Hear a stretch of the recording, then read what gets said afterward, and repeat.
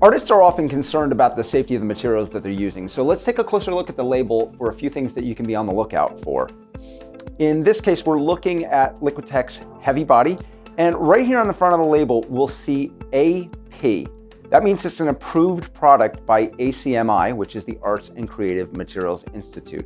So when we talk about an approved product, we're talking about that it's approved and safe to be used in the manner for which it's intended, so as a fine art material. So certainly you wouldn't want to use this as a body paint or face paint or something like that, art materials product.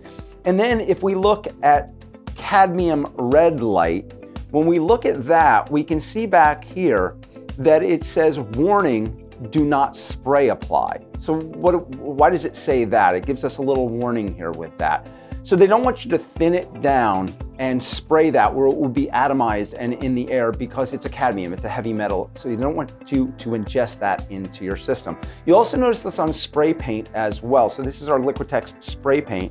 And if we rotate this on the back, we'll see our CL or cautionary label. Also cautionary because of course it's a spray, so you're definitely spraying this. You'd want to wear a mask with that. It is a low odor and it is a water-based technology, but you still want to have a mask on. You don't want to get that into your lungs.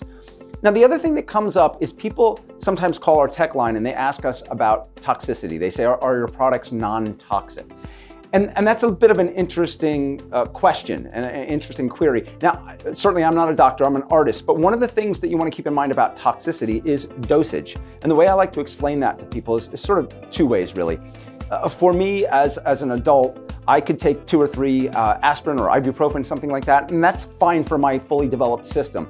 That same dosage of that same material that is not considered toxic to me could be toxic to a little child or a baby. So it's definitely about dosage. That's one thing. There are also certain materials that because of allergies or things are toxic to some people and not others. So I can certainly eat shellfish, but I have a good friend of mine who can't do that at all, and they'll wind up in the hospital if he does so. So you want to really think about the dosage of things for sure. Now with art materials, it's really about usage. So one thing that I always caution people, and I try not to get people too freaked out about safety. I think if you use common sense in the studio, that's your best measure. So if you have cuts on your hands and you're concerned about getting things in your system, have a Band-Aid on there, or gloves can be great to do. And the other thing is any food items in the studio, avoid that, because if you have paint on your hand, you're getting that in your mouth, so you want to be careful about that. And also the classic one, this has definitely come up, I know, in art schools and things like that before. If you've got a water container where you're cleaning out your brushes, definitely do not have that in any sort of nearby area where you're going to reach for something else to drink. And I've definitely seen that come up, and you want to be careful about that. So some good common sense in the studio will serve you well.